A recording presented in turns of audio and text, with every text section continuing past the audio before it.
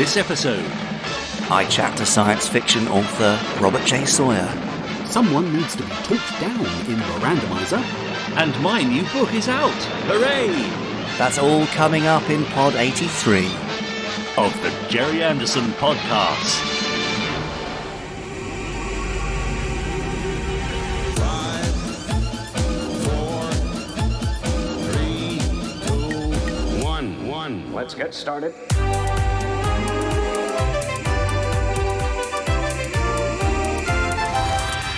Let's go.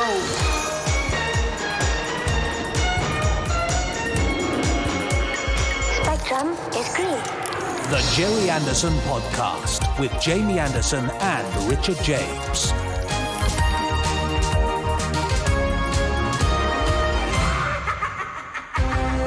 It's the Gerry Anderson podcast, Pod 83. Actually, Richard, oh dear, careful. I would actually like to dedicate this episode to author Richard James and his brand new book, The Body in the Trees, a Bowman of the Yard investigation. Any more of this bad throat, and I think I'm going to be end up as a body in the trees somewhere. Oh. Pretty shot shortly. Dear. Thanks for that. I'm sorry, isn't that terrible? Do you want to start again or should we carry on? No, carry on with your weird froggy throat. The Body in the Trees, it's out today, Jamie. It's really exciting. Well, when you say today, obviously you mean the day we're recording. And yeah, that's true, yeah. The day that people will hear this, but it's out now, so people should get it. We'll plug the book more later, but for thanks. now, I've already said your name, author yes. and podcast host Richard James. Yes. And? Well, I was then hoping that you'd do the same for me. Oh, all right then. Well, it's producer, director, writer, son of Gerry Anderson, forward enabler in various books, and dear friend, Jamie Anderson. Nice. What a lovely intro. Thanks so much. You're welcome. You're listening to the Gerry Anderson podcast, and this particular edition is a bit of a love-in, all about Richard's new book. We'll have all the normal stuff. Of course we will. But, Podsterons, if you've ever enjoyed a single episode, then I would dearly love it if you would support Richard in the third part of his Bowman of the Yard novel writing adventure. Well, that's great. I'll let you know a bit more about it later on, how you can get hold of it. But in the meantime, hear what else is coming up that might be a bit more Gerry Anderson related on the Gerry Anderson podcast. In a little while, I should imagine we're going to have some of Jamie's favourite Fab Facts to discuss. At least one. Yeah, and generally get excited about. A little later on, we've got something else to get excited about, which is Chris Dale's Randomiser, whereby he sits down in front of a random episode from the Gerry Anderson universe, gives us his thoughts and comments. We've got some news from the Gerry Anderson universe. I am going to be reading out a shed load of emails this week, because we've had a lot since the new year. So Twitter and the Facebook group, not for this week, I'm afraid. Emails only. I'll be reading them out a little bit later on. And Jamie, you have the first part of a rather interesting interview. It is rather interesting. I've been planning this for ages. Robert J Sawyer is a very well-known science fiction author. He's been doing science fiction authoring for 30 years. Wow. And some of his books have been turned into TV shows. Mm-hmm. And I met him at a convention in Vancouver where he interviewed me, and he clearly knew a lot more about Gerry Anderson stuff than I did. Right. So that was fascinating. But he's a really lovely guy and really super smart. And he made some amazing observations in our chat. It was really, really fascinating. So something to look forward to there. We're going to split it over the next 3 pods. So yes, you're definitely going to enjoy that. Oh, well done. Very nice. That's great. Another angle from another sort of super fan, really. Yeah, exactly. And somebody who is, who came from being a fan as a kid and it's influenced their career, and they've gone on to have a very successful career. He's Hugo Award winning and lovely, cool. Made into telly and all that sort of stuff. And he's a serious fan. He's got a great collection of Gerry Anderson models, which obviously you won't see, but you will hear us talk about later. Great. Very nice. So all that coming up on the Gerry Anderson podcast. Remember, you can subscribe to us on whichever channel you're listening to us on, whether that be Spotify, Podbean, Podbay, Podchaser, Stitcher, iTunes, or Apple Podcasts as it now is. And you can also leave us a nice little review if you so wish, and a rating, and of course share us with your friends so they get to hear us too. Perfect. And also remember, this is going to be difficult because I've actually got one of these things in the next room. Yes. If you have a smart speaker device from Amazon, you can now listen to us by saying, I'm just going to have to lean into the mic a bit. You can say, Alexa, play the Gerry Anderson podcast on Apple Podcasts. Okay. Great. Oh no, she's doing it. No, you're Alexa, joking. stop. She actually did it. That would have been really weird hearing us from a past pod. No, we don't want anyway, you can do it. I tried so hard to be quiet. Yeah, anyway, that's exciting and is. kind of cool. You can also add the podcast to your briefing on your Echo, your Alexa device. Right. So sometimes you can have a morning briefing with like the news headlines. I and stuff. see. You can also include stuff from the worlds of Gerry Anderson. Wonderful. Anyway, this is amazing. all very self-promotional. Yes. Don't forget, listeners, also, if you happen to be a person that uses Amazon, that's a place where you can pick up a copy of Body in the Trees by Richard James. Oh, I see what you did there. Paperback and ebook. You're right, Jamie. Yes, absolutely right. Why not buy both? Oh, why not buy both? Well, why would you buy both? But hey, give one away, I suppose. Yeah, that's right. We'll come to that later. Okay, sorry. No, I can see you're very excited. I am very excited. I've actually got my copy of Devil in the Dock, your previous book, right next to me here. Great. So, anyway, look, should we Clearly go for a man of taste. Absolutely, I am. Should we go for our very exciting feature that some people occasionally Randomiser. call Fab Facts? Oh, okay, go on then. Now, time for this week's Fab Facts. So this week's Fab Fact, Yeah, we're going back to the book, right. not the Body in the Trees by Richard James, No. which is out now, but back to one of our sources of Fab Facts. So for listeners who are new to this podcast, they'll be thinking, why is this guy going on about the Body in the Trees by Richard James? Yes, who is he? Yeah. Yeah, what is that? You'll come to understand. But no, Fab Facts, we have several sources of amazing information all about the world of Gerry Anderson. I flick through one of those books, Richard shouts Fab, to stop us at a random page. And then on that page, hopefully, I will find a fact that will be fab. And we'll talk about it and discuss it and see what it is, basically. Yeah, that's about the size of it. So, Richard, are you ready? Ah, born ready, Jamie. I've got my book. So you have. I'm going to start flicking. All right. Are you ready to shout fab? Ready when you are. Okay, here we go. Fab! Right. We've landed in the late 1970s. Oh, I remember it well. Spangles, yeah. Fab lollies, yeah. Love it. Well, of course, it did bring with it the end of an era. Oh, It brought the end of the partnership between Dad and Lou Grade, yes. the end of Space 1999, Yeah. due to really a not very successful second series. Mm-hmm. A name associated with that not so successful second series, Richard, Yes. is, come on. Fred Freiberger? Yes, exactly. right? Fred Freiberger, yes. Hey! So the American producer, showrunner, writer chap who was brought on to To kill the try series. and No. to commit murder Yeah, of no, Space 1999. unfair. No. To try and make it more appealing to a wider audience. So Yeah. that was the aim. But Yeah.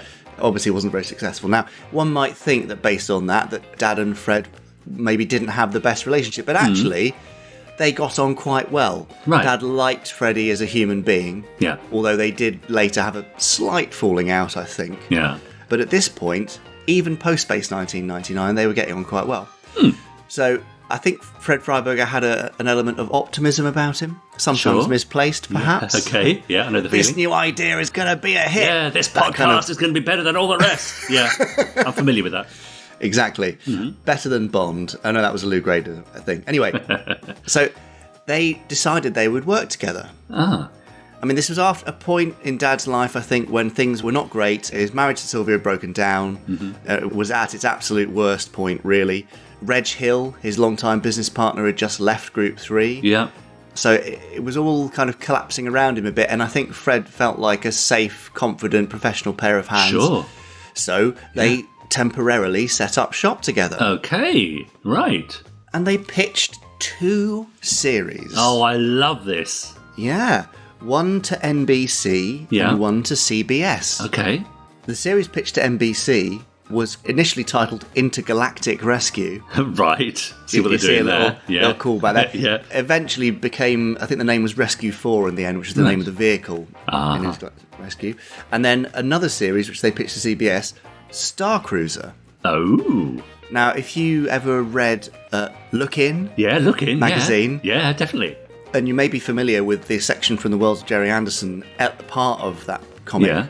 where they had a Star Cruiser comic strip. Oh, right. No, I don't remember that. Oh. Yeah, so the Star Cruiser comic strip turned up because the TV show failed to sell, I see. Okay.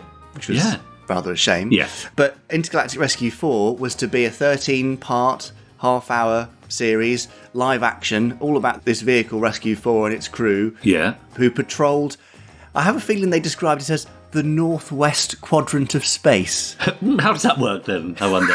From what point of view? Yeah, I'm not quite sure how that works. They maybe Northwest. should have had a scientific advisor there to talk about how that works. But that was the idea, and it was, I think, a vehicle that could go anywhere.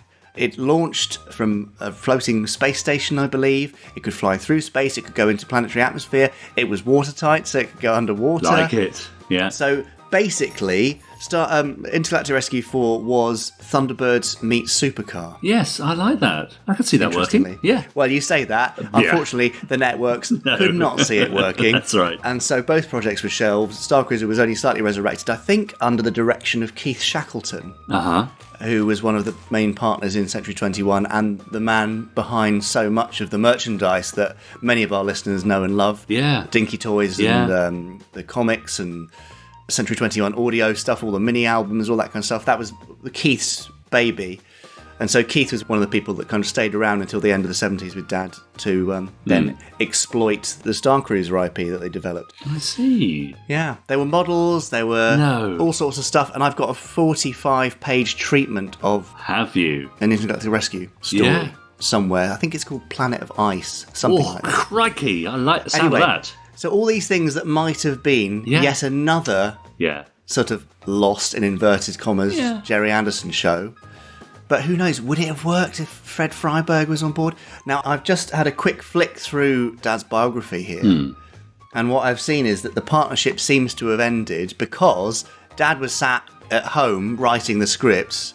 He'd fly out to LA to have a script conference with CBS. Yeah. Which would last 15 minutes, and then he'd be sent on his way. Yeah. And at one point, they weren't quite happy with the script, so Fred met with Dad. Fred rang his wife and was dictating a new script there and then.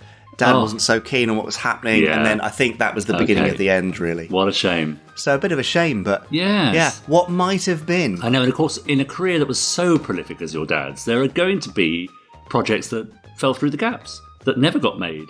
So much did get made, of course, but I should imagine that was just the tip of the iceberg that we see.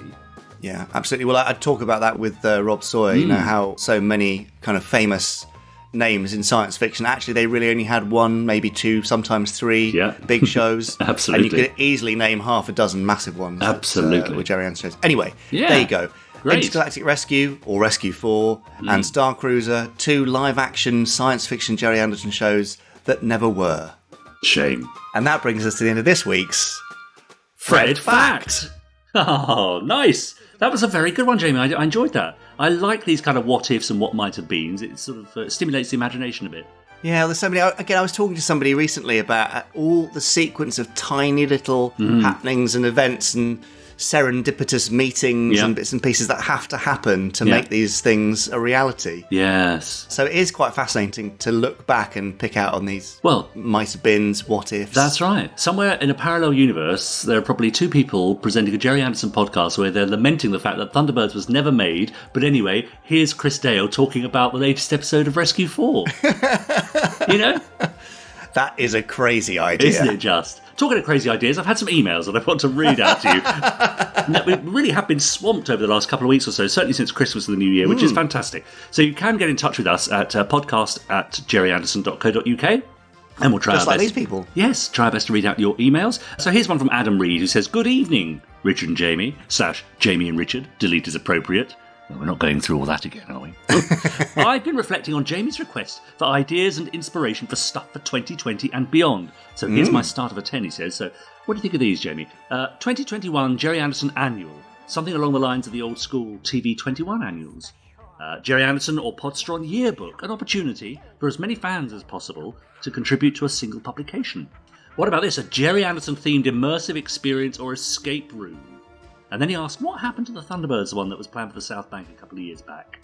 He also requests the return of Andercon, Podcast interview-wise, he'd love to hear from Ted Shackelford, Nick Austin from Vivid Imaginations, and Steve Begg. He'd also love a replica diecast Space Police or Space Precinct Police Cruiser, new original Thunderbirds novels, a Podsteron meet-up at the King's Arms in Cookham or somewhere equally relevant. So, he says, there you have my thoughts. Loving the podcast. I've been an avid listener from Pod 1. Cheers from Adam. I mean, that's thanks, quite a Adam. wish list, isn't it? Yeah, it's a lovely selection, though. Isn't it? And I couldn't disagree with many of those, if any, I don't think. No. I quite like the idea of the annual for 2021, actually. It's kind of got a real retro really does. loveliness to it, but that's something which we could possibly investigate. So, I'll definitely get that in mind. And also, we've talked about Andicon 2021 because that's the year that the Thunderbirds-themed hotel in Slough is opening. That's right. So that might be a good place. I don't know yet if they've got kind of conference space, so that's the only problem. Yeah.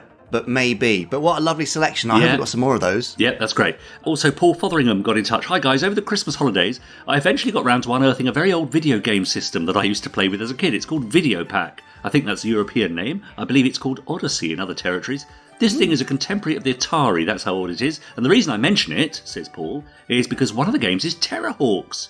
Needless to say, it was my favourite game. I remember being a massive fan of the TV series and couldn't quite believe it when I saw that there was now a video game. Thankfully, I was lucky enough to get one, probably as a Christmas present, and I've attached some pictures showing the console, the game box and cartridge, and the page of the instructions showing screenshots. I've tested that the console still works, but I've not yet got round to trying the game to see if it lives up to my memories. I'm sure it will. Best wishes from Paul. Terrorhawks game for Atari. Now I've looked up some of the screenshots of the game, and I mean they don't. It's really just generic kind of Space Invaders-y type stuff. Of course it is. Doesn't really feel like Terrorhawks, but I suppose back then that's all there was. That's right. That's all we had. Yeah, I'd had an Atari, I want to say 500 or something, that had some really rubbish racing games and a helicopter flying, rescuing game. That's right. I mean, I used to have something called, what was it? It was called, I can't remember what it's called. I don't know why I started this. I can't remember where. It was called Space something. No. Great. Yeah. It was called Asteroids. That's what it was called. Yes. It was a box of its own. It was like a whole complete console with a couple of little joysticks. Yeah. And you had to shoot the asteroids and then land the top part of your craft onto the bottom part. Nice. Yeah. Funny what Steve. Retro games. Absolutely. And think of how they are now. Incredible. Yeah, that's right. So some more emails coming up a little later on, but in the meantime, do get in touch at podcast@gerryanderson.co.uk. Or, of course, you can hashtag us on Twitter. Hashtag Gerry Anderson Podcast. Tag him, I'm Jamie Anderson, or me, Richard N. James, and we'll see your tweets there, and I might well read some out next time. Phew. Great. Yeah. What a lovely start to the emails. Yes, great ideas on both of those. Yes. Shall we slide gently into the Gerry Anderson news? I think we should. Here we go.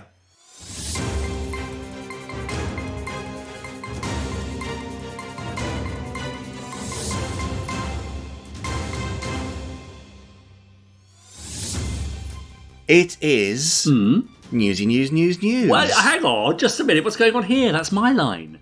Oh, sorry. No, I'll let you have it. You did it very well. Okay, fine. Well, the big news this week is bookie book news. That's true. And that is that Richard James's brand new novel, The Body in the Trees, A Bowman of the Yard Investigation, is out now on paperback and ebook. Yeah. You can get it. Can you get it anywhere in the world? Is it available there? So, I mean, you can certainly get it on Kobo and Nook and Apple Books as well. Nice. And yes, you can get the paperback from the US and the UK via Amazon and Kindle ebook as well. Yes, all available as of the 10th of January. This is the third instalment in my Bowman of the Yard series, which began way back in June, I think, of last year, with the first book, The Head in the Ice, followed up by the second, The Devil in the Dock, both of which, for the rest of this month, till the end of January, are now available to UK Kindle readers for just $2.99.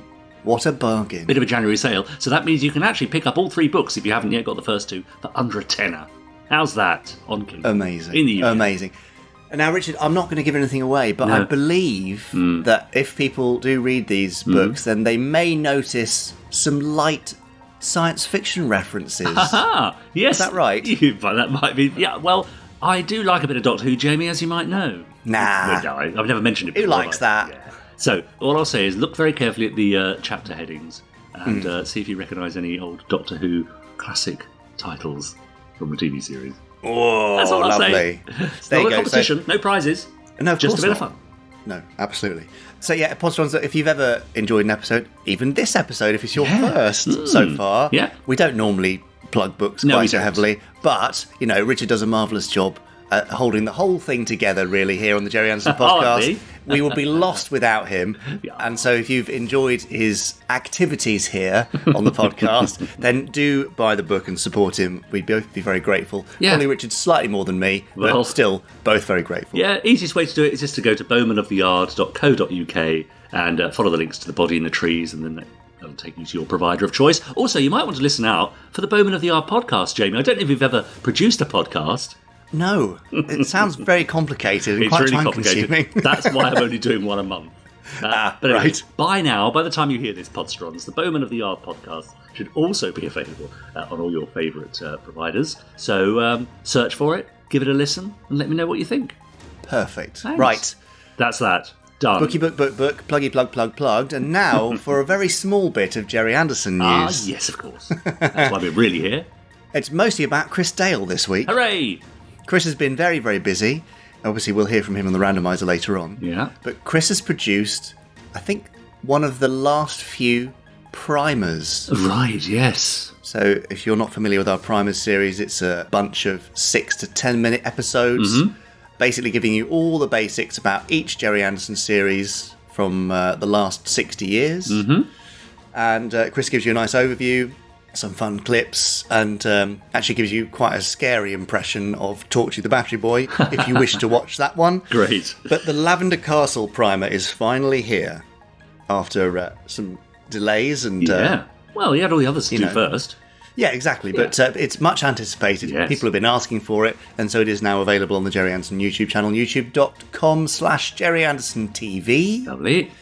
Go and watch the whole primers thing if you want, and maybe if there's a series that you didn't know before, that you kind of suddenly watch the primer and think, oh, I might give that a try, let us know, podcast@gerryanderson.co.uk. Yeah. We'd love to hear from you and know that the primers are doing their job. And also, Chris has written a lovely article for the Gerry Anderson website. Of course he has. You know, clip shows, Dickie? Yeah. Where, They keep you up till about 1 o'clock in the morning. You can't go to bed because they're so addictive. Got to see what's at number one. Not those. The classic clip show where, you know, they needed to save some money and they recycled all the clips from the previous however many episodes and do like a flat... Yeah, exactly. It's the top 5 versions of those. Oh, I see. Were there 5? In the Gerry Anderson world. Yeah, there Obviously were more than 5. But, I mean, it's an old format. Yeah. But, you know, there was why talk not? during Space Precinct that one of our later episodes would be a clip show like that. Really? Thankfully didn't happen, yeah. Any idea what the narrative would have been holding it all together? I can't remember, but I just remember the talk on the studio floor being, oh, have you heard about episode 24? It's just going to be a montage. Oh, would have been a shame. I'm glad it wasn't. I'm glad it wasn't. Yeah, exactly.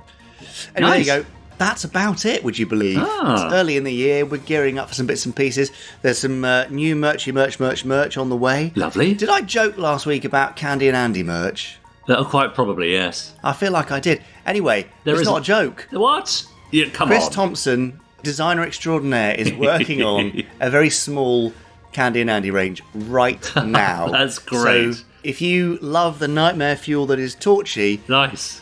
you'll love the nightmare fuel that is Candy and Andy even more. So look forward to that. There you go. That's definitely. a podcast exclusive. Like it.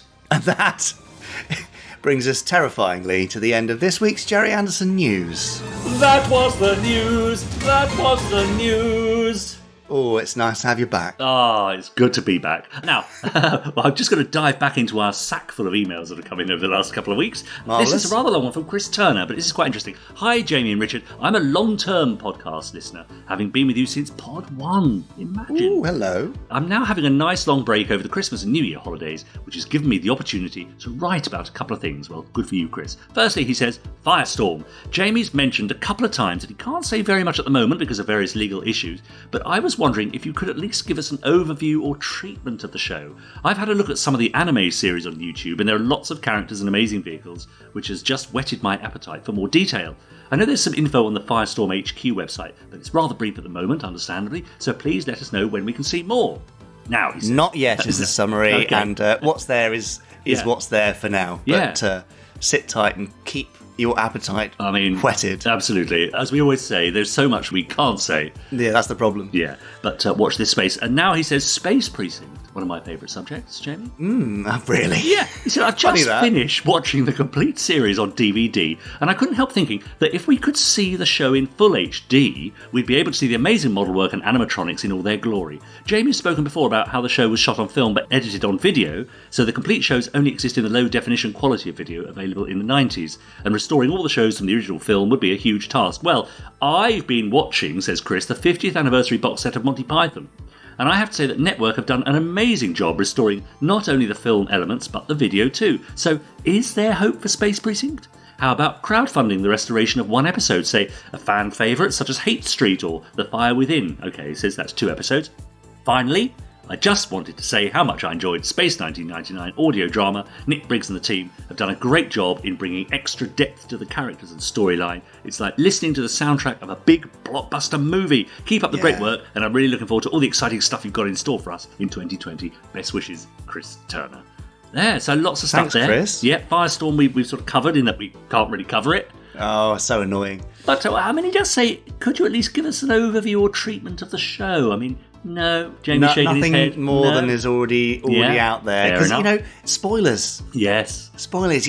Part of the joy of this thing is going to be meeting the characters for the first time and seeing how they interact and seeing the location and building out the universe. So I don't want to spoil it by giving you a whole written treatment of the thing, or a spoken one. No, I'd like to ask our listeners, do you still go back and watch the minisode? Every now and then, just as a little treat, do you find yourself putting the disc in the player or heading onto YouTube and having a look at the minisode? Because I know I do, and it's still just as exciting as the first time I watched it. Space Precinct on Blu-ray? Oh, I'd love it to happen, but it's so complex and it is so expensive. I mean, never say never. Yeah. But a lot of things that are probably priorities for a company like Network. I mean, Stingray, for example, which I believe is next up.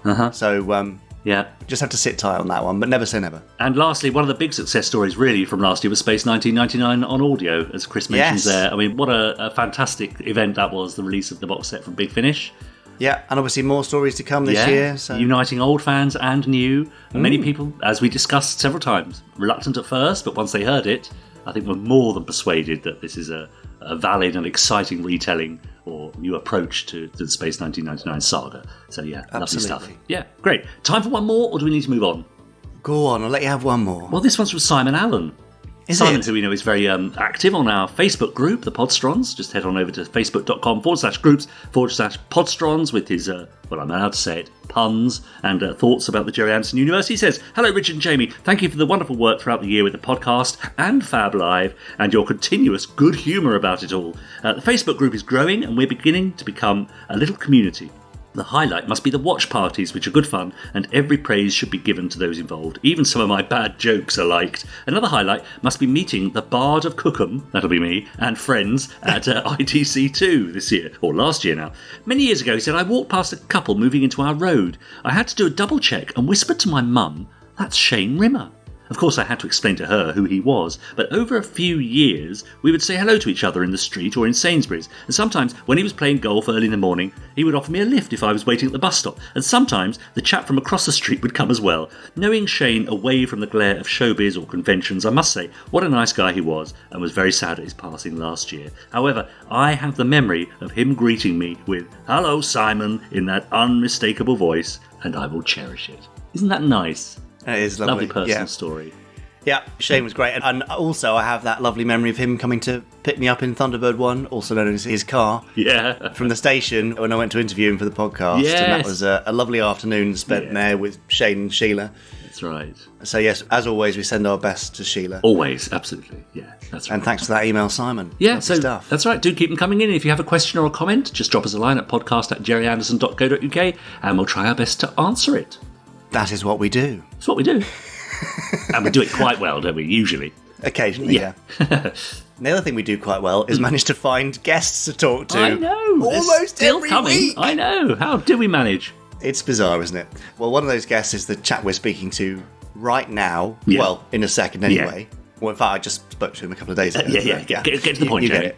Robert J Sawyer is an award-winning science fiction author who has been science fiction authoring for over 30 years. In fact, no, that's not quite right. 30 years next week. Right. Okay. That's some anniversary. It's his 30th anniversary of writing science fiction. You may know some of his stuff like Hominids and Flash Forward and various other bits and pieces. So he'll introduce himself beautifully in a second. But I had a great chat. He gave us some amazing insights and thoughts and stuff that I'd never even considered really about the world of Gerry Anderson. So really worth a listen. Yeah. And do let us know what you think of his analyses. Right, lovely. And if you agree or disagree, email us podcast@gerryanderson.co.uk. But without further ado, here is the rather marvellous Robert J Sawyer. Hi, I'm Robert J Sawyer. I'm a science fiction writer who lives in Toronto, Canada, and a lifelong fan of the worlds of Gerry Anderson. Sounds like this is the perfect place for us to have a chat then in that case, Rob. Absolutely. Just briefly, I'm sure our audience might possibly be interested. Would you like to just explain how and where we met?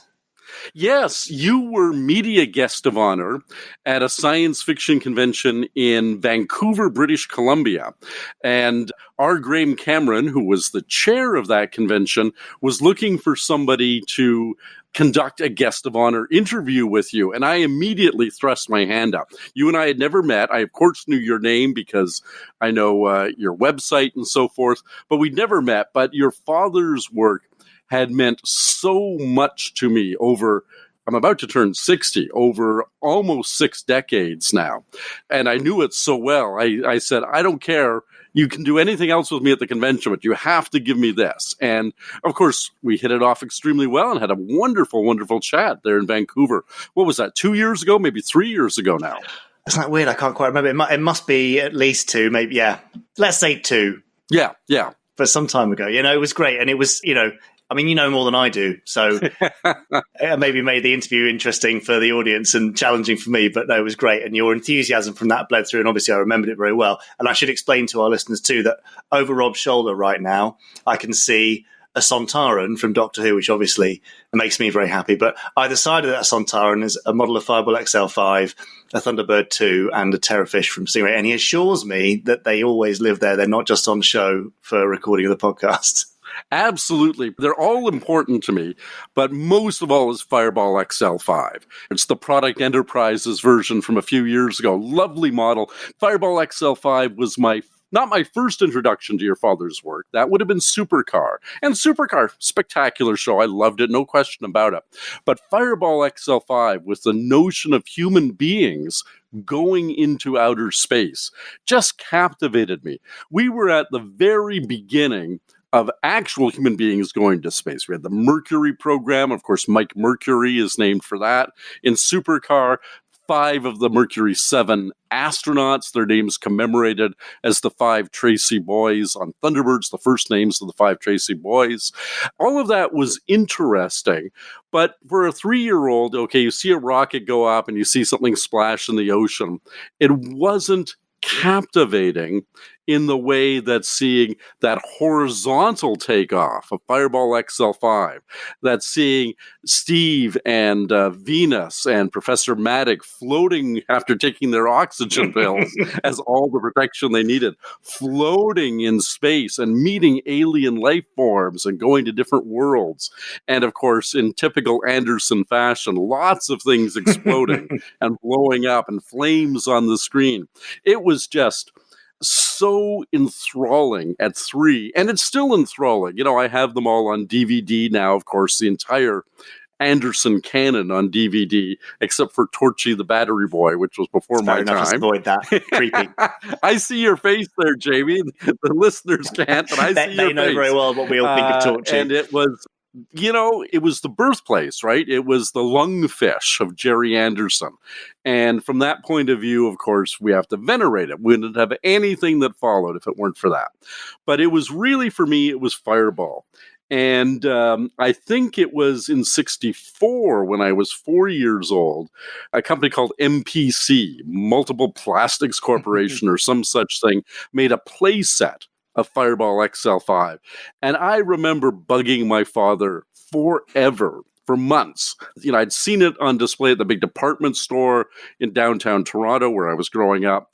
And I knew he'd gotten it for me because this thing was enormous, right? And it was hidden, wrapped in the paper from the department store, Simpson's, a long-defunct store, behind the door in his den in our home. And I kept peeking in there, and I would peel back, and you would see a little drawing of Steve Zodiac's face on the end. And I thought, I'm getting it.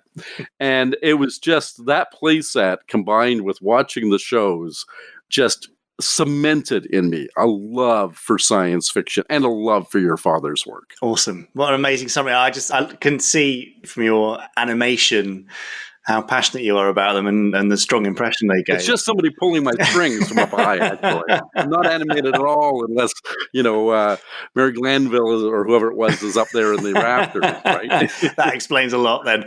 Well, you're basically crediting those shows with possibly changing the course of your career at that very young age. 100%. 100%. I am a professional science fiction writer. Very lucky to be that.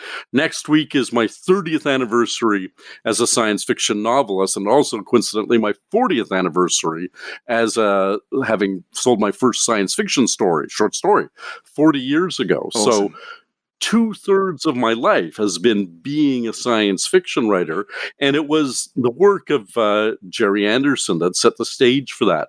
And, although I mentioned Fireball XL5, and I did write my share of things set in outer space, most of my science fiction is set on Earth.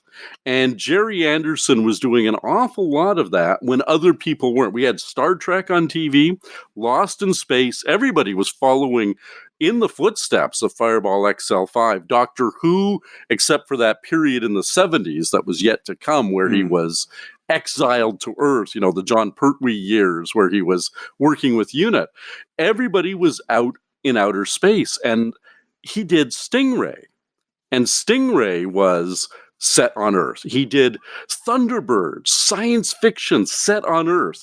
He did Captain Scarlet and the Mysterons. He did Secret Service, Joe 90, not necessarily in that order. I know I reversed them there. So he was saying, you can do really good, interesting, exciting science fiction stories right here on Earth. And I think in a way, I credit Star Trek with an enormous amount of who I am as well. But the fact is that my oeuvre more directly reflects Gerry Anderson's view. And you look at UFO, which of course was Earth and very near Earth. I mean, the aliens came from far away, but Moonbase was as far as we routinely got away from Earth on UFO. And that was 1980, which now, of course, makes it a historical drama, right? It's Downton Abbey and UFO, the two great British historical TV dramas now. Maybe Forsyte Saga thrown in there for good measure. It was obvious to me when that show premiered I think it was made starting in 69, but we got it over here in Canada in 70. I was 10, but I was going to be 20 in 1980. So this is very near future. And that has been really, of my 24 novels, certainly 2/3 of them are present day or very near future on Earth science fiction. And Gerry Anderson was the guy who showed me that could be done in a way that the TV and film and literary science fiction I was reading at that time did not show me. It's amazing, actually, because although I've got the awareness that those shows are all earthbound, I'd never really considered how different that was to the science fiction that was going on at the same time. And it wasn't until Space 1999 that they did something a bit more Star Trek-y and went off. Right. And even then, it was rooted on the moon. It was rooted on something terrestrial. Even when he did his first space travel live action thing, which was Journey to the Far Side of the Sun, what does he find on the far side of the sun but Earth? Again, another Earth, right? And it was about that humans interacting, that paranoia, which was a big theme in your father's work, starting really with Mysterons, Captain Scarlet and the Mysterons, and Journey to the Far Side of the Sun and UFO, and kind of the dark version of what we're going to encounter out there in Space 1999. There was a real, I don't say insane paranoia, because this is the backdrop of, the Cold War, right? And Britain is right there. Britain is like Canada. If they fire the missiles east-west, Britain is in the middle between Russia and the United States. If they fire them north-south, Canada is in the middle between Russia and the United States, where these two basically peaceful countries, and around us is this seething universe of stuff that we really no longer have any significant role in, right? The British Empire is no longer controlling what happens in Eurasia. Canada has long since, if it ever had any significant role in the world, maybe it did a bit in World War II, has retreated from that. And we're surrounded by hostile aliens where we can get caught in the middle. And I think actually one can make a case that 1999 was a metaphor for that, of being, here we're just these nice guys who are caught in the middle of a hostile reality. Wow. I love that analysis as well. This is going to be full of brilliant sound bites, Rob. And I also up front, you said there about how Supercar and Fireball XL5 made what was going on in real life suddenly tangible and accessible. So if we rewind to your very early viewing, when you must have been 2 or 3, I guess, watching Supercar, what was that experience like? So literally amongst my earliest memories. So I remember Supercar vividly, and of course I've seen it since, because again, of course, it's out on DVD. I have everything. But that climb, that incredible climb on the credits that Supercar does way, way up, and then it turns and dives, is just incredibly dynamic. And of course, those were all, I didn't know at the time, but understand now, practical special effects. They weren't doing camera moves the way Douglas Trumbull would do it with stationary models in 2001. They weren't doing blue screen or anything like that. It was just being done. And so you could get a dynamism. Yeah. It was very energetic that you couldn't get with the clumsy special effects of the 1960s when they tried to do more complex things. And I could watch that forever. And of course, it had the great theme song, Supercar, Supercar. And I'm a huge fan, I got to say. One of the genius things that your father did was hook up with Barry Gray and stick with Barry Gray.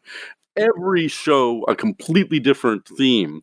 I mean, it's unbelievable. The same guy wrote the theme for UFO and Secret Service, right? This incredible jazz theme and this beautiful piece of church music. I mean, unbelievable, the talent that was in that man. Such a big part. People always mention, obviously, Derek Meddings as, the special effects genius. But Barry Gray just as much as a part of that thing. And I think if your father had a particular genius, it was putting together a great team. And you could see the loyalty he had, show to show, working with people over and over again. But anyways, Supercar was just, for a kid, the idea that it could do everything. Fly, even go into space occasionally, drive really fast on the ground, go under the sea.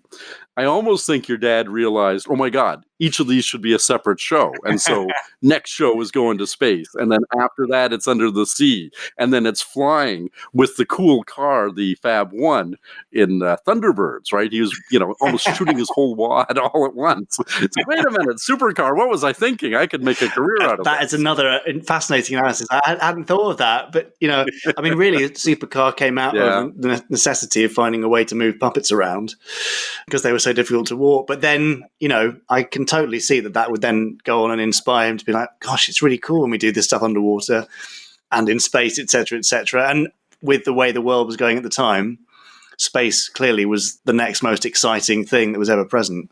Well, he invented, of course, these brilliant techniques because the underwater stuff in those shows, particularly Stingray that featured the most of it, was not underwater. He had these really thin aquariums built with fish swimming in the foreground and all of it being done without that being underwater in the background. He was doing that with Stingray. What was that, 64? That Stingray 63. Was 64, 65, 63 even.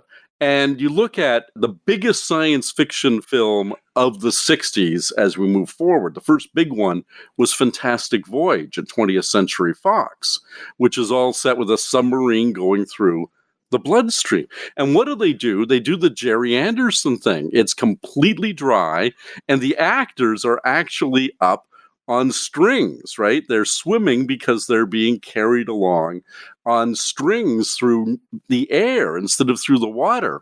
And I don't know if anybody has ever drawn that parallel before, but I'm sure when they were trying to think at 20th Century Fox how we were going to film this, somebody said, look at what they did on Stingray. It doesn't have to be wet to look wet. I love the idea that might be the reason they did it, although no one ever admits. I'm sure, if you're a special effects guy at any era, starting with, even with Torchy, but certainly with Supercar, as soon as you're interested in special effects, you become interested in Anderson. Everybody knows, you know this well, that Stanley Kubrick wanted to poach your father's team for 2001: A Space Odyssey. There was nobody doing special effects in the 60s who wasn't watching the innovations coming out of your father's productions and Derek Medding's. And it became a kind of school for anyone in effects. People went on, obviously, Brian Johnson under Derek went on to get an Oscar for Empire Strikes Back, I think. And Peter Ragg, who started as a junior, went on to do all sorts of high-up BBC special effects stuff. Yeah, it really was a training ground for all those people, and they did just such amazing creative work. Did the kind of the model stuff and the effects side stand out to you even at that age? Because a lot of people say there's a kind of toys come to life element because of the physicality, and then when you do get the actual toy, like your XL5 playset, it's something that is so replicable and tangible. Was that something you felt then? Yeah, because, there were cartoons. There were two-dimensional cartoons. I don't know what you got over there in the UK, but we had a variety of things from Hanna-Barbera. Space Ghost was one, a character they later resurrected to host a talk show of animated characters, Space Ghost Coast to Coast. But originally in the 60s, he was an action space hero with a spaceship, very attractive, almost bat-winged spaceship, and two kids who flew around with him, and they had space adventures. But it was flat. It was two-dimensional. And there was something incredible about the three-dimensionality. You look at animation, setting aside Disney that was doing stuff for motion pictures, you look at television animation in the 1960s, and it's the absolute low point of the art. Everything is incredibly static images. They might pan the camera over a static image to try and get some movement. But to see that kind of three-dimensional movement when Fireball would swoop and do a 180-degree turn and turn around, or the stuff that was done with Thunderbirds, just the incredible mid-air attempt to board the Fire Flash in the premiere episode of Thunderbirds, for instance, was so much more evocative because it was in three dimensions. It was just incredible. And, some of the stuff that you mentioned, your dad talking about the difficulty of working with puppets on strings. You look at Captain Kirk, and Captain Kirk, if you actually, I've been lucky enough to be on two different recreations of the original Star Trek sets, because I worked on the fan film series Star Trek Continues. And Captain Kirk's big view screen, when you actually sit in the captain's chair, it's about this much of his field of view, right, that he can see because it's that far away. And you look at Steve Zodiac, he's got 180 degrees overhead and 180 degrees in front of him. And it's all because, of course, there is no glass in the canopy on Fireball Jr. It's just there's a framework, but it's so that the strings could easily be moved around and the characters. But it gave so much more realistic a feeling that they were traveling through space than, everybody looking at this essentially tiny TV monitor on Star Trek. So it was a birth of necessity for sure, but it was way more impressive. And that opening, even though Fireball's in black and white, on the opening credits, as Fireball's going up and they're shooting behind Steve and Robert, and it goes from, it's blue sky to black sky. That's incredible. It's just, your heart starts pounding as a kid and even as an adult when you see that. It's amazing work. It's funny you bring that up. That's exactly what I was going to say. Was that something that, you remember, those little touches of realism? Because although obviously, we give them the little kind of MacGuffin of the oxygen pills. And how they amazingly protect from the vacuum of space and all that sort of stuff. They just do. But a lot of the other stuff, I mean, especially that horizontal takeoff on the rail, that was based on the fact that there were rumours that the Russians were developing aircraft and rockets and stuff that were going to take off in that way. So a lot of it was grounded in a fascination with the real and the science fact. Oh, I can't wait for part 2. Yeah, how interesting. It was such a nice chat. At the start, I was thinking, oh gosh, I don't want to take up too much of his time. And he'd said, I've got all the time you need. That's great. But you start to feel guilty after 45 minutes. And then after the hour, you're thinking, oh no, we've got to wrap this up. I mean, we could have talked for 2 or 3 hours, I think, easily. Great. Just so fascinating. But I love the insights that he's got. A lot of us have we talk about the nostalgia and our favourite elements, that kind of thing. But he's talking about connections between shows and how, in particular, I love that he was talking about how, weirdly, puppets in a science fiction setting made space and space travel more human and more real than the actual real space stuff that was going on around him at the time in the 60s. Yeah, that's true. Yeah, that's really interesting. I mean, I would feel the same way about something like the Clangers, for example. I'm being quite serious. Are you really? Yeah, as a kid, I thought you were taking the mickey. my imagination about what might lay beyond the horizon. Isn't that awesome? I'd never considered it really. Yeah. I mean, yes, it's a natural kind of fascination with the technical and the science fiction, but to actually enhance the connection. Yeah, that's right. How interesting. It's strange. Yeah, great point, isn't it? So yeah. So for more insights and lovely thoughts and stuff like that from Rob, join us next time. Yeah. We've got 2 more parts for Pod 84 and 85. Yeah. And as he said, do pop along to his website, sfwriter.com. Mm-hmm. He always answers his emails if you want to email him about anything. And he's on Facebook and Twitter at Robert J Sawyer. Great. And he said he's very happy to talk to any fans about anything Gerry Anderson because he loves it so much. Oh, well, that's great, isn't it? That's lovely. So 2 more parts of that particular interview coming up to look forward to. I've found an interviewee, Jamie, you'll be very pleased to hear. Really? Yes. Is it Wendy Craig? It's not Wendy Craig, Ross Kemp, or Chris Barry. Chris Barry? Or Chris Rea, or Timmy Mallet. Right. However, interesting. Who is it? Little Britain and Rock and Chips actor Paul Putner. A name you may not immediately recognise, but Google him, Paul Putner, Putner, and you'll know the face. Yes. He was in all the Little Britain series. Basically, he's the one that wasn't David and Matt. And was in the prequel series to Only Fools and Horses called Rock and Chips. Lots of other comedy work as well. And I've just finished a tour with him in Grandpa's Great Escape, in which he played my comedy partner in crime. Yes. And he has got a fascination of particularly 60s and 70s television and all things retro. So he loves Gerry Anderson, loves the music from the series. So I'm going to get together with him sometime in the next week or so, have a bit of a chat and hear his thoughts about Gerry Anderson universe. And I think that's quite interesting. Again, another viewpoint, which is always great to hear, isn't it?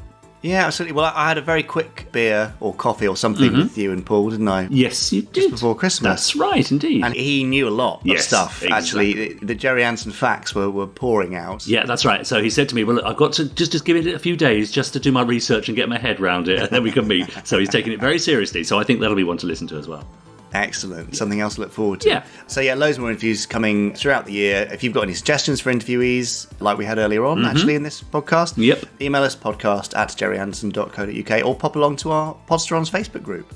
Yes. Facebook.com/group/Podsterons. Join in there and post your suggestions. Yeah. We would love to hear your thoughts. That's right, yeah. Very quick email here from Dr. Leslie Prince, no less. Dear Gerry Anderson peeps, when I was but a sprog, I acquired... It's a bit Wogan there. Wow, when I was but a sprog. Any excuse to get the Wogan out. I acquired a wonderful model of Fireball XL5 from Lyons Maid. It was a wonderful model, and I went on a hunt to find another one purely out of nostalgia. Alas, the available models are ridiculously expensive. So I was wondering if you splendid people might have any ideas about getting an XL5 model, or better yet, can find a way to reissue the original Lyons Maid model. Pip Pip from Les Prince. Wow, I don't remember that one. Lyons Maid Fireball XL5 model. I bet Lee Sullivan would remember that. Yeah, I bet he would. Tweet him at Lee Sullivan Art.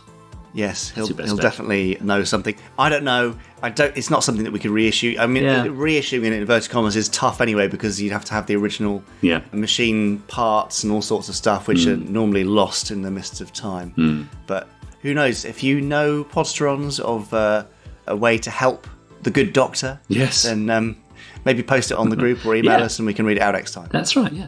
Richard. Yes? Chris Dale. Oh, yeah. I can hear him approaching. He's come and knocking. Is that what it is? Yeah. I see, yeah. Better take his shoes off. He will, don't worry. Good. Yeah. But he's desperate to bring us the next instalment of the Randomiser. Do you mind? Oh, go on then, as it's him. Okay, Chris, come along.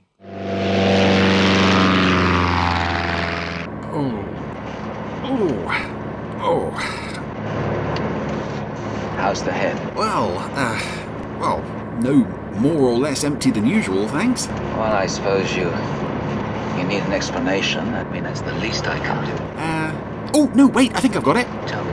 Well, Darren Nesbitt guest character, whose name I've forgotten, I'm going to guess that you've kidnapped me in your little plane because you've heard that today's episode on the Randomiser is Talk Down, and that's the Protectors episode that you were in. Yes. Yes, of course, except it's not the Protectors episode called Talk Down, it's actually the Joe 90 episode called Talk Down.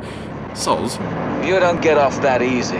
No, honest. You see, episode titles that appear in more than one series have now been marked to that particular series, so it's definitely Joe today, not the Protectors, which means I'm afraid you've had a wasted trip. Well, this is where I leave you. You're jumping? But I can't fly this plane. You'll fly this plane. Good point. Happy landings. What a nice chap. Right, well, let's see about landing this thing, shall we? I'm sure after all these years watching Alan Carter in action, I can handle a little plane like this. Here's Joe 90. Well, last week I prayed to the big pink pixie in the sky at the very end of King Dithers for something a bit more to my tastes this week, and thankfully the Randomiser has come through for us in a big way with some more Joe 90, hurrah! Which I'm again still with this, particularly this and Captain Scarlet. It's just it looks so beautiful in HD. This little air base with all the model cars around it, it's just so pretty. 3.5, 3.7. So at this experimental airbase where this rather snazzy orange plane is being put through its paces. Mark 4, leveling out.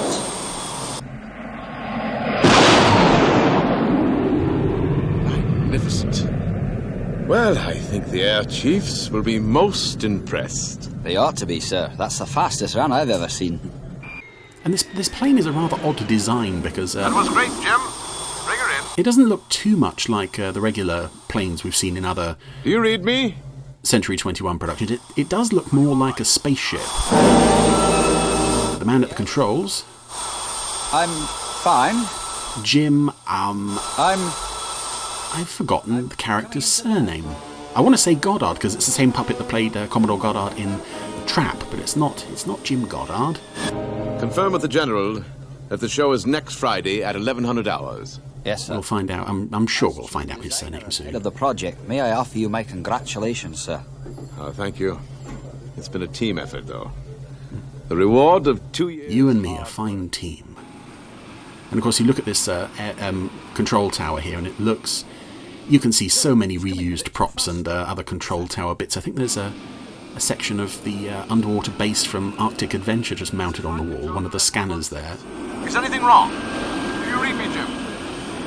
And Jim Grant, that's his name. He's in a bit of trouble. He's... Come in! It looks as if he's out of control. Yeah, he's let go of the stick. If he doesn't pull out soon, he'll crash for certain. I don't know much about planes, but I know you need to be holding onto that little stick thingy in order to stop it from ploughing into the ground. Oh, this is such a gorgeous model, though. It's very long. Come in, Jim. Not read you, but if you can hear this, eject. This poor puppet is absolutely covered in sweat. You are going to crash. Eject. And some poor farmer has got the remains of a plane to clear up now.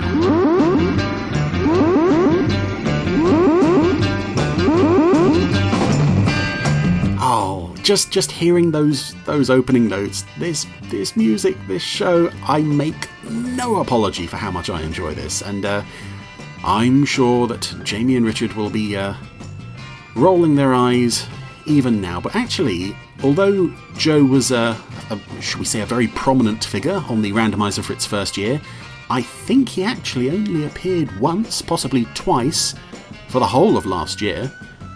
So it's not like we've seen too much of him lately on the Randomiser.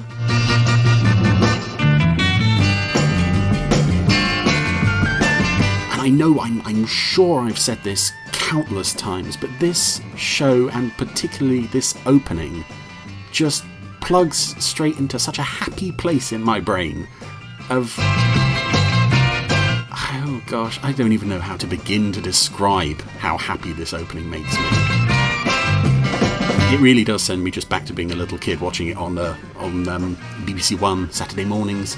Back when I was, I suppose that would have been when I was about 9 years old too. Yeah, 94. I was born in 85, and I'm sure this was repeated in 94, so I was the same age as Joe. Hurrah, I suppose. You've heard about the F-116 crash, Sam? Sure, Chief. Do they know the cause yet? Not yet. It'll take a couple of weeks for the lab boys to report. But it's imperative the demonstration for the top brass scheduled for Friday goes ahead. Oh, I don't know if this is a done thing with top... It's faultless. Oh, okay, right. I've spotted something there. So in the first... when I first went, Shane, it was a close-up of Shane Weston. He had a pin in his tie. We cut to Sam Louver. When we cut back to Shane Weston, the pin in his tie was gone. Just a little, the pin's back. Joe 90. The pin is back now. Right, so, okay, that's why would that have been there? To keep the tie from flapping around? Was that a problem with the puppets? I don't know. That's very odd. I've never seen anything like that before. But yeah, go back and have a look for the little pin and Shane Weston's tie, with a little green bobble on the end. Everything in the plane went dead. I held on as long as I could, but then I had to eject. Well, it obviously wasn't your fault. It must have been an electrical failure in the aircraft. It puts us in a real mess. You're right. But we've got to crack it, and before next Friday. So presumably they have another highly experimental plane on standby. And the mad rush means an assignment for Joe. How would you like to fly the F-116, Joe? The F-116, Uncle Sam? Yes, Joe, that's the code name the Air Force have given their latest fighter. The Air Force, Uncle Sam? That would really be something. You've flown Air Force bombers before, surely? Always use their own test pilots. Fighters. Why do they need Joe? It's a fair question, Mac. And one I'm not going to answer. But by this point, I'm sure we've seen Joe fly like half a dozen planes. Foot. Grant's been with the project. This one is quite spiffy. It's very orange. Of the F-116. The aircraft is due to be demonstrated on Friday morning. We want Joe to pilot it. Sounds straightforward enough. All we need is Jim Grant's brain pattern. I'm surprised the flight controller gave you press boys the go-ahead to come and see me. Oh, we'll keep the article pretty general. No classified information, just a brief description of the F-116 and some background stuff on you. How's the, photograph coming, Mac? Just a few more seconds. Grant's worn his, ugliest blue dressing gown with matching, lavender, lined pyjamas for this photo shoot that's going to be presumably shown all over the world as far as he knows. Of course, we know that this is Max, Sam and Joe getting the older brain pattern. That camera looks pretty ancient. Oh, it still does its job, Mr. Grant. Nice to have met you, Mr. Grant. I hope to be a test pilot myself one day. Well, maybe in about 10 or 12 years, Joe. Maybe a lot sooner than he thinks. Like tomorrow morning. Pardon, Mr. Louver? Oh, nothing, Mr. Grant. I do like that when characters sort of speak to each other cryptically about things that other characters shouldn't know, but they're saying it right next to those characters. There's a Professor McLean with a caravan at the gate, sir. Let him in. He's bringing the pilot. In a caravan? I do wonder, actually, as well, if this is the same caravan that we saw being used in Project 90, the one that the balloon was launched from. Modified to WIN wave bands. I'll have to check that later. It probably isn't. I'm probably completely wrong, but never mind. Say he's our most special agent. On a beautiful close-up on the cockpit of this F-116, you see all the panels and the lines and grooves on the hull. It's a gorgeous piece of work from the effects team here. And here comes the General in a limo that... Again, speaking of reused props, I wonder if this is the same limo that we saw under attack from the aliens in Identified. I know much of that was a real limo, but the shot where it crashes through the wall and goes down the cliff and explodes, I wonder if that's the same limo. Great aircraft. The brain pattern of a top test pilot. It'll be easy.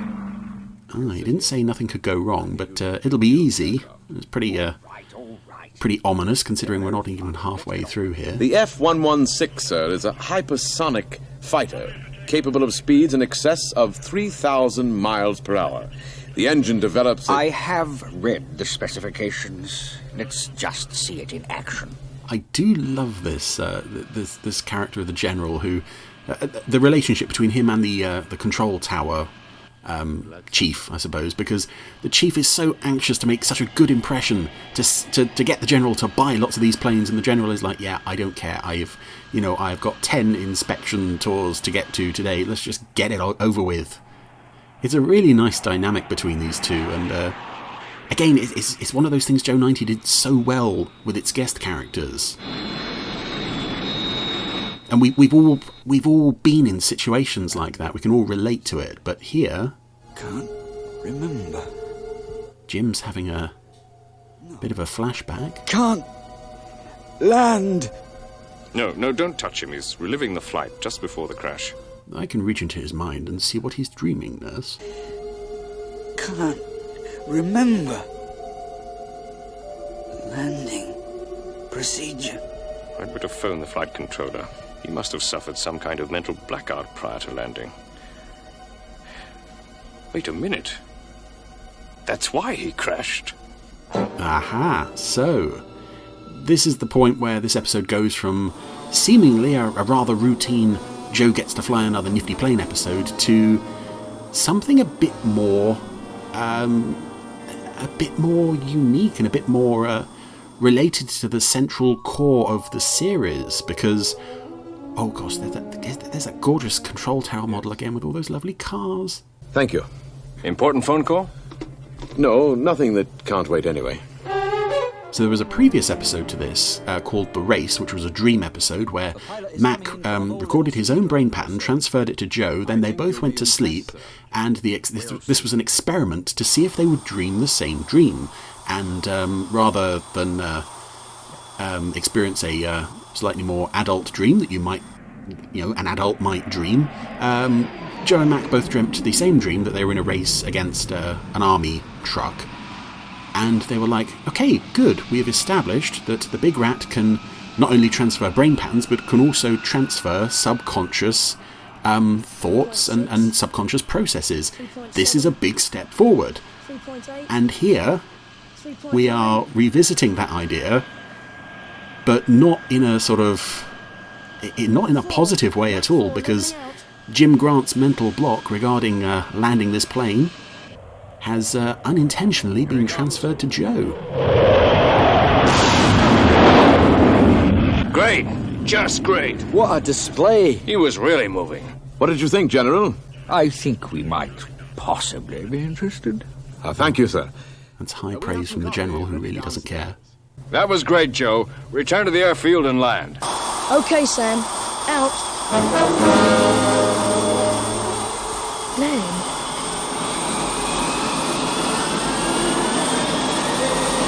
And this is one of the few times I think that the show kind of addresses the He's coming in too fast, sir. The slightly unspoken in the show, but long-time Anderson fans have sort of picked up on the underlying dark themes in Joe 90 over the years. That the base, I do not know the landing procedure.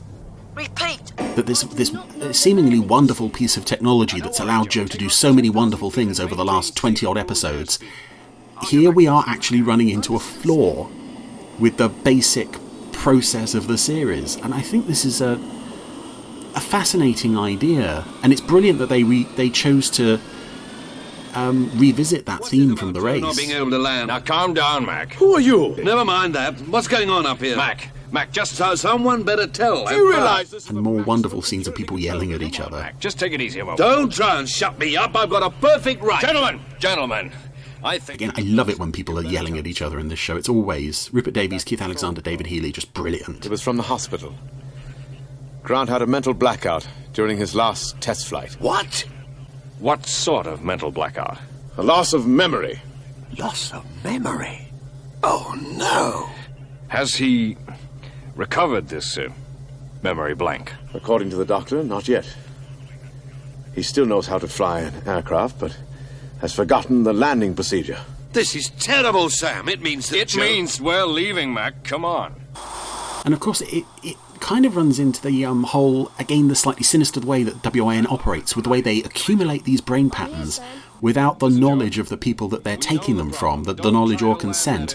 It is like, there was no reason for the airport controller to report this to these two, because he didn't know that they were going to essentially go and steal a copy of Jim Grant's brain.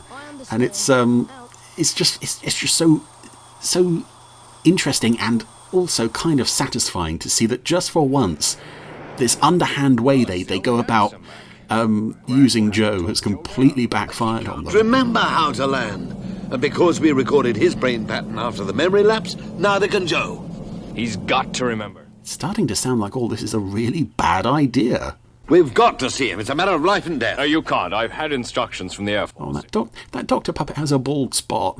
That's so sweet. The reporters. Oh, it's okay, Doctor. I feel fine now. Grant, we need your help. You've got to come with us to the airfield. Well, I'd like to help, but I don't think... Get up. You're coming with us. Mac's got a gun. Have you gone mad? Don't argue, just do as I say. Which he often pulled out at, occasionally pulled out in serious situations. Never quite knew why he had a gun, but there we go. I'm sure it's something to do with... it's something vital to do with the big rat. And some leftover Thunderbirds music here, of course. Does anyone else find themselves sort of humming or whistling or singing along to the incidental music, by the way? It's something I do like to do. Obviously not during this, but... Oh. I'm sorry. I can't do it. Oh, I waffled over one of my favourite bits of puppetry there, when Sam tells Grant that he needs to talk down Joe. Grant thinks about it for a second and then looks back and he's like, oh, no, I really can't. That's just such a quick... just turn of the head and the eyes. It's, Now, imagine it's you coming. Again, so lifelike. You're making your approach. These puppets were, I think, I've always loved these puppets. You don't understand. I can't think. But I think in the early days of Captain Scarlet, they moved a bit clunkier, whereas here... That's my son up there! Whereas in Joe, they were a bit more realistic. Check speed. I also love that Grant hears that from Mac. That's my son, and he's like... It'll crash. I'm going with this. This is fine. Correct it! Oh, now Mac's pushing him. More brilliant puppetry stuff. Too high. Do something about it. Increase rate of descent to... I can't do it.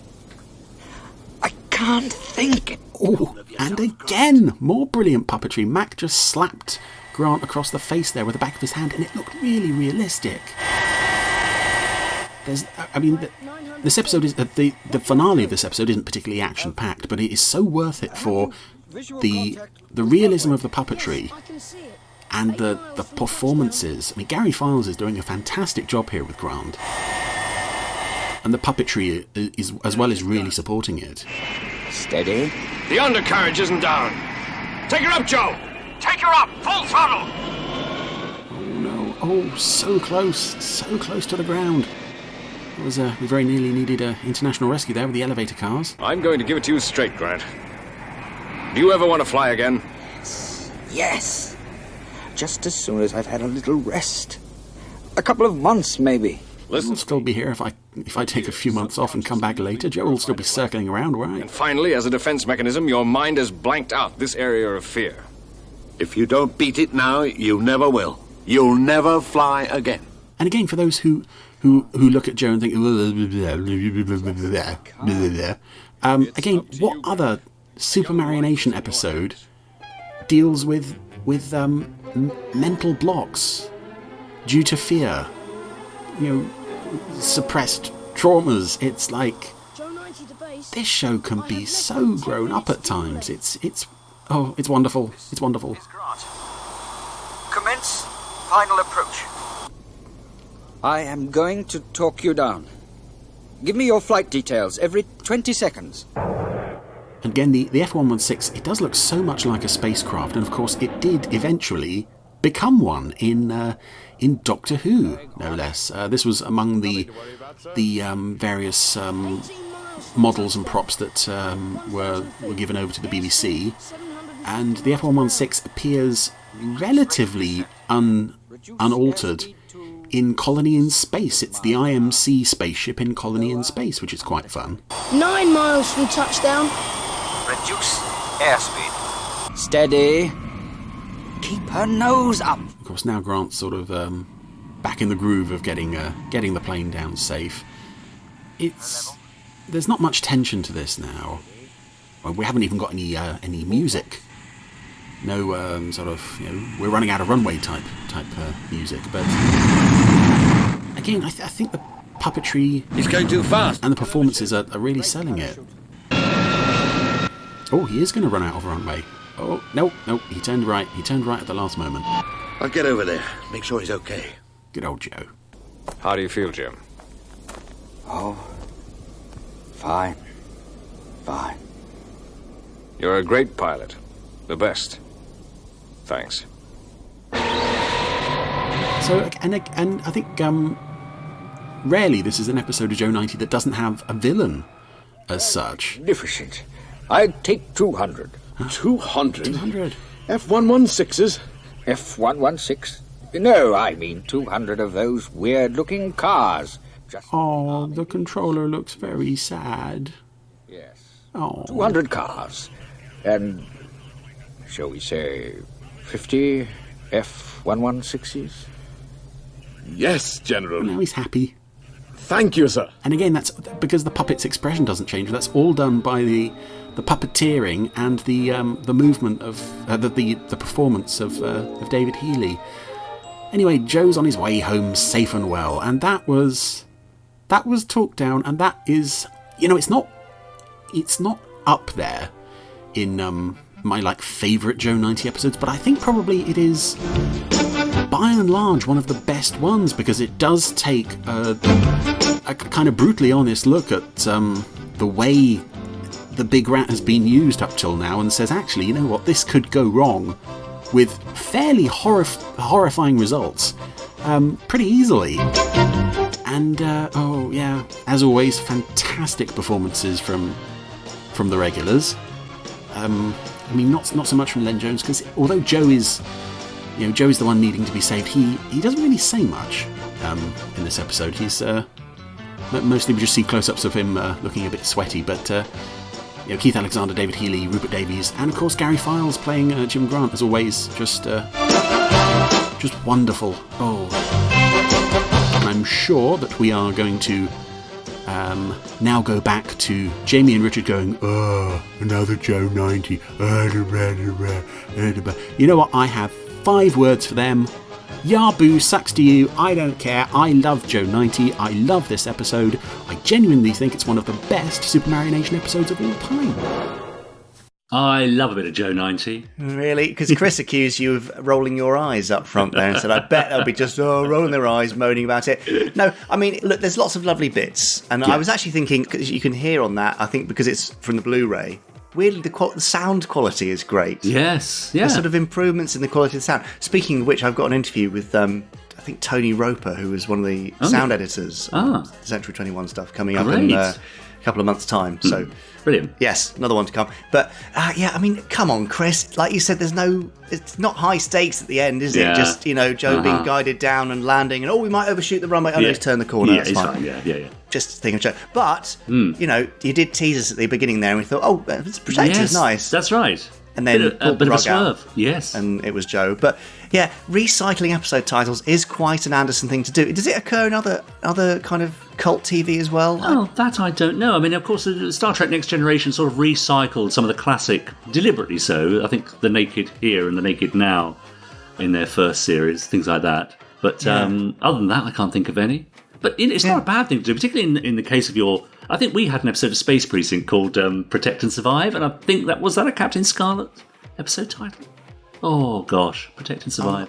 I'm not sure. I mean, so all the glisters shared from Space 1999 to Lavender Castle. Okay, but we are talking 20, 30 years between them, aren't we? That's the thing. Absolutely, yeah. But it's funny how some titles must have stuck in Dad's mind and thought, oh, I love that. It's just got a nice feeling to it. Yeah, I think that's fair enough. Episode titles don't necessarily mean that much, but it's the shorthand for referring to a story, obviously, so it is something that gets repeated. So that's right. It's worth doing. I mean, for a little tidbit for Firestorm, our episode titles generally are all 2-word. Oh, yeah. And they will have a kind of similar rhythmic pattern to them. Nice. As if they were kind of mission code names or something like that. Great. And actually, there's something quite nice in finding something that really fits and teases quite nicely. Yeah, absolutely right. Yeah. So, but then, Terrorhawk's A Christmas Miracle, which then Dad used for the film of the same name, which is currently unmade. Yeah, okay, let's move on. Yeah, let's move Quickly, on. Now, Richard, you saw me pulling some faces there. I did, yes, which isn't unusual, I have to say. It's not wind this time. Oh, okay, great. And I just, for some reason, there seems to be a sheep in my garden. Oh, really? Shouldn't be there. So once we've wrapped up, I shall be going outside to investigate that. Great. Yeah, rather strange. Don't know how that's got in. No. Anyway, thank you very much, Chris. There'll be more Randomiser next week, which we're all looking forward to, as long as it's not Joe 90 or Torchy. Although I suppose Joe 90 is a bit better than Torchy, and the music is awesome. We love it all, Jamie. It's all special in its own way, isn't it? It all has something lovable about it. Yeah. But that's the end. Yeah, I think we're done, right. aren't we? Yeah, I think so. Yeah, you could be right. Perfect. Now, listeners, as Richard always says, if you could go and now buy his book, The Body in the Trees, Bowman of the Yard Investigation, or go to bowmanoftheyard.co.uk and sign up to his email list. You'll get emails directly from him about the book. And do you write about anything else, or just free about the short book, really? stories? No, I write about what I've been up to, holidays, what I've had for dinner, all that fascinating sort of stuff. There you go. But, of course, this is a podcast, so we should talk about the podcast. Yeah. The podcast being the Bowman of the Yard podcast, which is also out now. Yeah, that's right. So go along and subscribe to that. Don't spend too much time there, though, because then you might, not have time to read The Body in the Trees. You're so good, Jamie. What have I done to deserve all this? Which is, I tell you what you've done. You've 83 done 82 podcasts. Yeah, exactly. Podsterons, I'm terribly sorry for plugging Richard's book so much, but, we do love him, and without him, this podcast would be, half the podcast it is. Well, that's today. literally true, yeah. Yeah. So, certainly half the time. But twice as interesting, probably. Oh, that's interesting you say that. I would have gone the other way. Anyway, yes, if you want to thank Richard for his amazing contributions to the world of Gerry Anderson, then do pop along and buy the book. We'd love you to do that. But also do subscribe to this podcast if you haven't already, and do write us a review. Yeah. It really helps. Yeah. We've got loads and loads and loads of reviews, and it's brilliant. But Lovely. The more the merrier, and if there's new ones, it kind of, it brings the podcast in front of a new audience more easily. Great. So, great. Thank you in advance for doing all those things, including buying The Body in the Trees by Richard James, his latest novel, available in all good online outlets. I know, you're going to want a commission, aren't you? That's what this is about. Well, this is a discussion I was going to leave until the end, but see. Yeah, okay, let's talk. Thank you so much for listening, everybody. We will be back for Pod 84 next week with more Robert J Sawyer and more other stuff and fewer plugs for books. Probably. Maybe. Bye. Bye.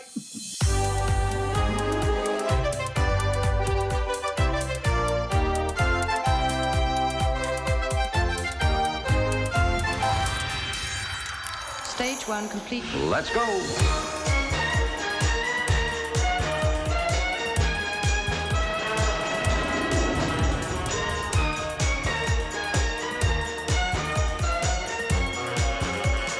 Spectrum is green.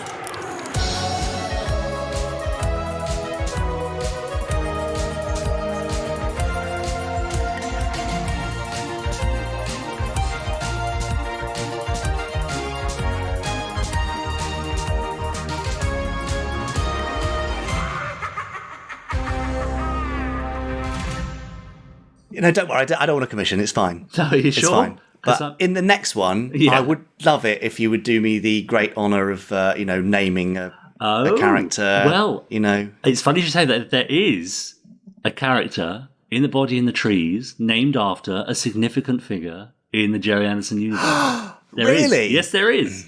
In one of the sort of middle chapters, I think. Can't remember off the top of my head. It's a young boy. Shall I tell you? Surname? Well, go on. Adlam. Just my little homage. Amazing. And a first name Terence by any chance? No, we never get to know his first name. That's for the fourth book, I think. Yeah. Oh, well, I think okay. a whole series of spin-off adventures for young Adlam in Victorian London. This is the beauty of building any kind of fictional universe, isn't it? You can it's my toy box. Do what you like. That's right, do what I like, yeah. Amazing. Okay, and well, if he's listening now, that might well be the first time he's heard that. So there you go, Terry. He doesn't listen to this bit. Of course he does. He's told me he stops at the end titles. Of course he does, yeah, fair enough. Yeah. I don't think anybody listens to this point, to be honest. Okay, well, no point in carrying on then, is there? On that note, see you next week. See you next time. Bye. Bye. You have been listening to the Gerry Anderson Podcast. Wasn't it fun?